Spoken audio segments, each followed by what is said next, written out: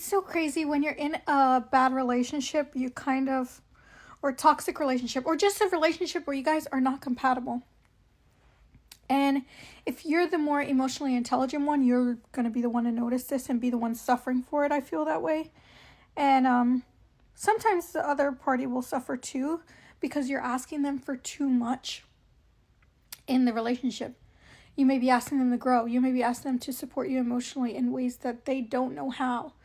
And even if you explain those ways, even if you break it down step by step, even if you ask them to do exactly what you need to do, you need them to do to feel supported yourself, it will be too much for them.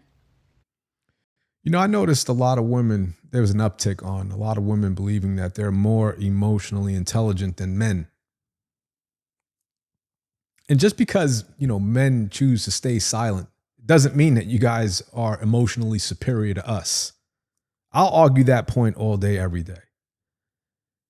Honestly.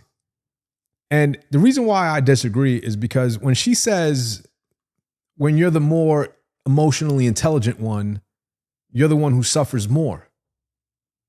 So no, I disagree. The one who actually suffers more is the one who ignores patterns longer. Emotional intelligence isn't measured by how much pain you can tolerate. It's measured by how fast you can recognize a real bad situation and get the hell out of there. That's emotional intelligence. If you were actually emotionally intelligent, you wouldn't be in a relationship where you were suffering. You would read the signs early and move accordingly. What she's describing isn't awareness, it's attachment. It's wanting to be right about the wrong person. And you guys tend to do this all the time because you don't vet properly. Now, notice the language. She calls it crazy how it happens, as if it's something out of her control. That's the first telltale sign that she's not right. People who are emotionally intelligent, they do not talk like victims. They don't act like the pain just happens to them. They own the fact that they stayed in a toxic relationship.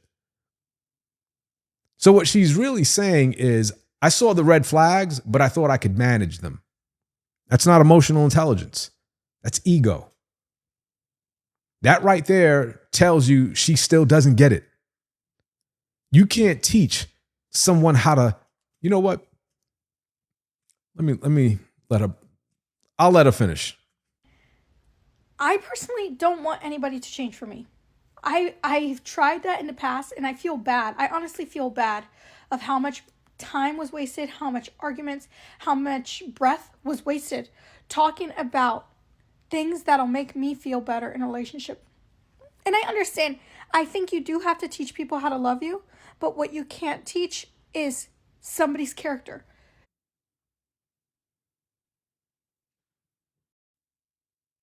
She's right and she's wrong.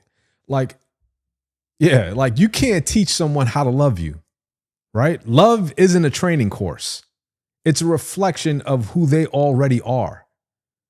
Like when you start saying, I have to teach someone how to love me, what you're really saying is they don't love me the way that I want, but I think I can reprogram them. And that's not teaching. That's control. That's you wanting dominion over the relationship. And that's what you women love to do, be in control. And it's funny because she tries to sound self-aware by adding, you can't teach character. Exactly. You just proved your own point. If you can't teach character, then you can't teach love either. Because the way someone loves comes from their character. People love, honestly, according to their values. You can't coach values. You can't walk someone through a PowerPoint on empathy and loyalty. Either they have it or they don't. And when someone keeps trying to teach their partner how to love, what they're really doing is avoiding the truth that they chose the wrong person. And they choose wrong all the time. Or at least one out of every 2 times, right? Because divorce is over 50%. And women, by and large, divorce their husbands. Men don't divorce their wives. Let her finish. Can't expect to make a whole new person that is perfect for you through understanding, through explaining yourself, through telling them your feelings.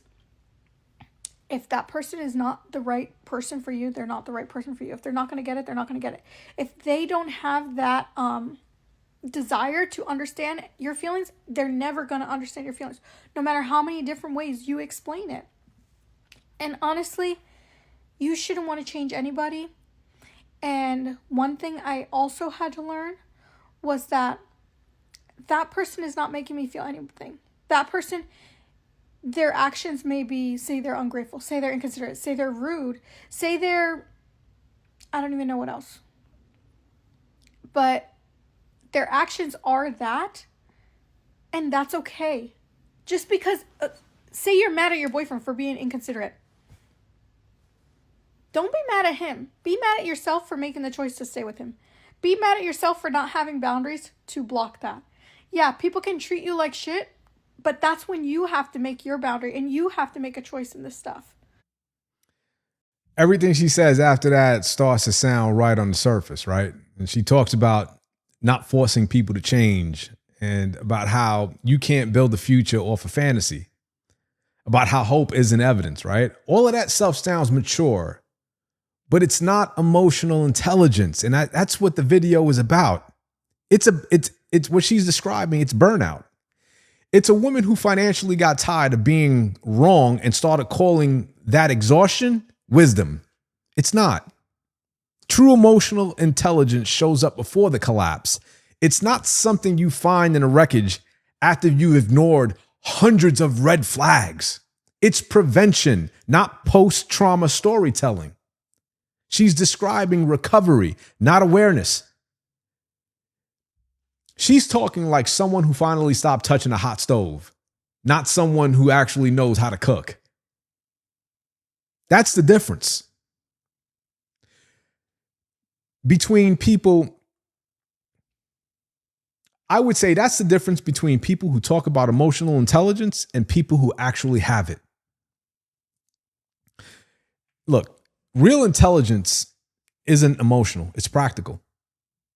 It's knowing that peace comes from order and not from emotion. And men who understand this don't waste years trying to fix what's broken. They fix themselves. They put their time into becoming financially solid, financially superior, spiritually aligned, and disciplined enough to protect their peace. When a man gets his money right, his faith right, and his focus right, he stops negotiating with dysfunction. He doesn't choose this. He stops chasing validation. He stops needing to prove his worth to anyone who disrespects it. That's what maturity looks like. That's what self-awareness looks like.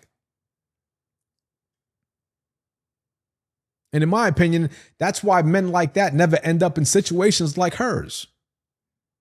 Because while she's busy talking about feelings, he's busy building a life that doesn't depend on him. That's emotional intelligence. Am I wrong? Leave it in the comments if you think I'm wrong. The rest, to me, as far as I'm concerned, is just recovery.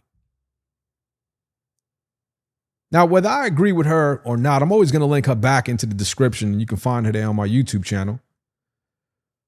But what say you? I'll say it time and time again. You'll never have to deal with this. Imagine arguing with her.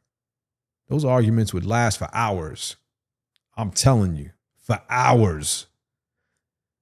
How you avoid dealing with this is by becoming financially superior, by becoming the 0.01% in the sexual marketplace, whether you have children or not. It's about separating yourself with the average. It's about building your confidence, being unshakable. That's what I'm talking about. You'll never have to deal with that. I'm going to leave that there. What say you? Leave it in the comments. I'll see you guys on the next one.